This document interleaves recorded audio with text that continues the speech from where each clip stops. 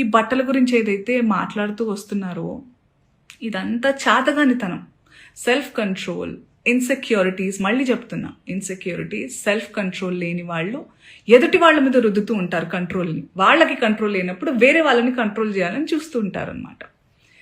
అదే ఇప్పుడు clear cut scenario. అందుకే నేను ఇంకా సింపథైజ్ చేస్తున్నాను. ఈరోజు కూడా పాపం సింపతి గ్యాదర్ చేసుకుని కూర్చుంటున్నారు కాబట్టి నేను సింపథెటిక్ గానే ఉంటాను. పాపం ఆయనకు అదే కావాలి కాబట్టి అదే ఇస్తున్నాను. I really sympathise with you. నేనెందుకు అందులో లాగాను, మిమ్మల్ని ఏమన్నా అన్నానా అంటే, నేను కూడా హీరోయిన్నే, నేను కూడా ఫీమేల్ లీడ్ క్యారెక్టర్స్ 1-2 చేశాను. మీరు హీరోయిన్ అని అంటున్న సందర్భాల్లో ఆడవాళ్ళు ఇలా బట్టలు వేసుకోవాలి, ఇక్కడ దాకా ఓకే సార్. మిమ్మల్ని నేను చెప్తున్నానా మీరు ఈ బట్టలు వేసుకోమని? ఎవరైనా ఆ హీరోయిన్లన్నా మీతో అంటున్నారా? నేను పర్సనల్గా చెప్తున్నాను, చాలా మంది హీరోయిన్స్ నన్ను అప్రిషియేట్ చేస్తారు because of the voice I have. And ఆ బలంతో నెగటివ్గా అయితే ఇప్పుడు నేను ఉపయోగించుకోలేదు. ఆ బలాన్ని పాజిటివ్గానే ఇలాంటి సందర్భంలో చెప్తున్నా. మీరు మా అందరికీ బట్టలు వేసుకోవాలి అనే చిన్నపిల్లలం కాదు మేము. మా హక్కులు మాకు తెలుసు, మా ఇష్టాలు మమ్మల్ని జీవించాల్సిందిగా ప్రార్థిస్తున్నాం సార్. మీకు కూడా చాలా వినమ్రతతో చెప్తున్నాను.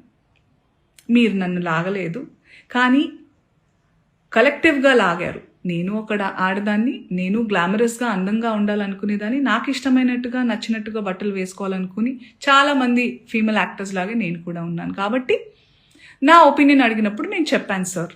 హలో అండి, అందరికీ నమస్కారం.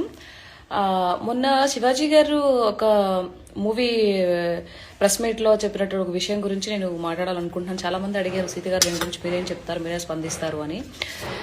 స్పందించడానికి ఏం లేదండి, ఎవరు మంచి మాట చెప్పినా అది వినాలి, మంచి మాట అయితే. కాబట్టి నేను శివాజీ గారు చెప్పిన మాట మంచి మాటే, కాకపోతే ఆయన ఏదో సామాన్ లేదో అని వాడారు కదా. సో దాని గురించి ఆ విషయం పక్కన పెడితే, ఆయన ఇంటెన్షన్ ఏదో ఆడవాళ్ళ గురించి సామాను అని ఈ రీతిలో చెప్పలేదు. కాకపోతే ఏంటంటే, ఒంటి నిండా బట్ట ఏదైతే ఉందో కప్పుకోండి, బాగుంటుంది.